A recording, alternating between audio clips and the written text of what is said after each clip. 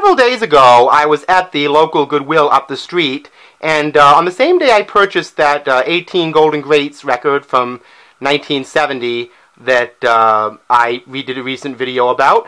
I also purchased a used cassette deck player recorder for my audio system to replace my old one. It was a 2001 model where they were trying to model cassette decks off of the newer CD changers, and the door got stuck because the digital mechanism, like on the computerized car doors, was broken and nobody had the expertise to fix it. So I replaced it with an older, purely mechanical sort of tape deck, and I cleaned it up, and it works fine. And it really brought me to mind about how much magnetic tape and the compact cassette actually influenced my listening patterns. Now, because I grew up in the 80s, there was a certain level of nostalgia to it. I mean, cassettes were the format, pretty much, for anybody with somewhat of a pinched pocketbook, especially a young child with an allowance, during that era, from about 1984 through about 1993-ish, which was the years I was becoming a teenager.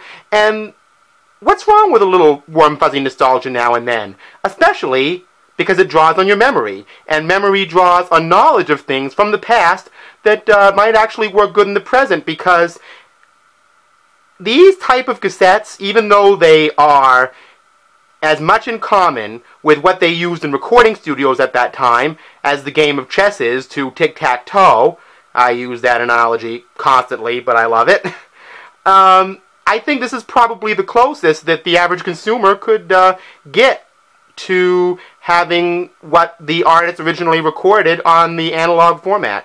And that being said, when I returned to the Goodwill today, I actually purchased 6 cassettes, and the reason I did so is not just because I got the new deck and I was just waiting to try it out. I already had cassettes from the past, which I'm going to be showing you in the future in other segments, such as this type, but because these cassettes, are albums that are not readily available on CD or even vinyl for that matter.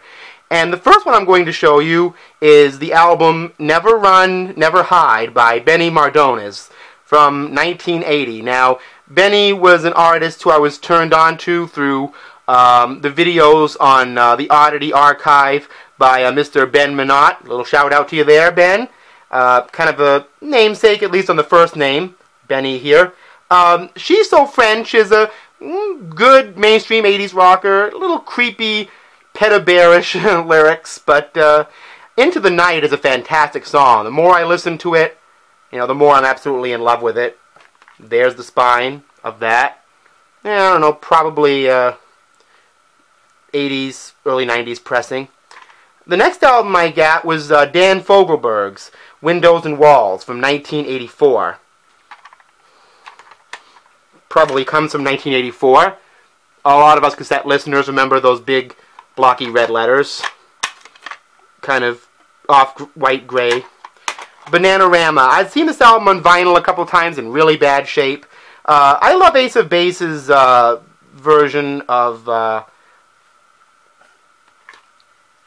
Cruel Summer, but Bananarama's was the original and had a stronger groove to it. If you open this album up,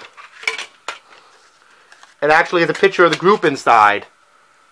I like it when cassettes actually have kind of attempts at liner notes. I mean, if you overstuff these things, they tend to cram out room for the cassette, which was probably one of the format's flaws, but be that as it may. Oh yeah, and it also has that beige back. I love these backs. Another little warm, fuzzy nostalgia bit for you.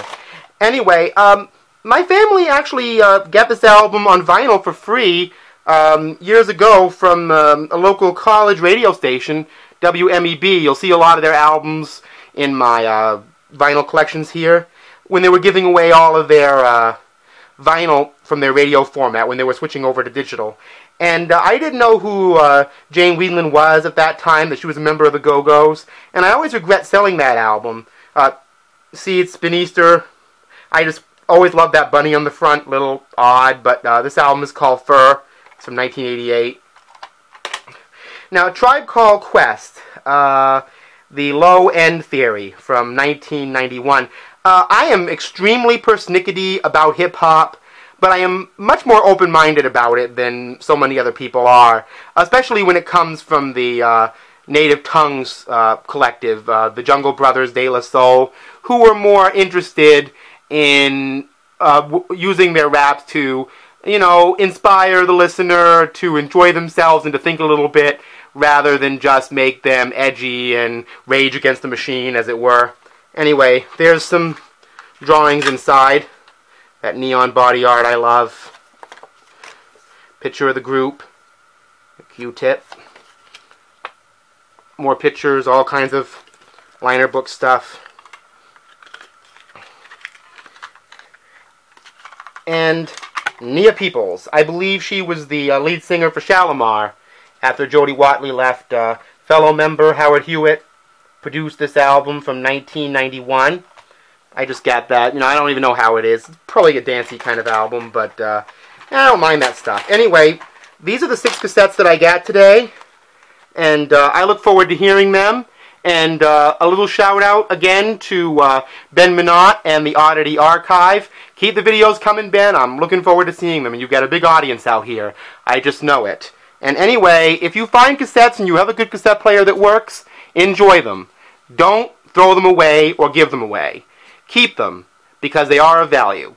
Just remember that. I'll see you next time.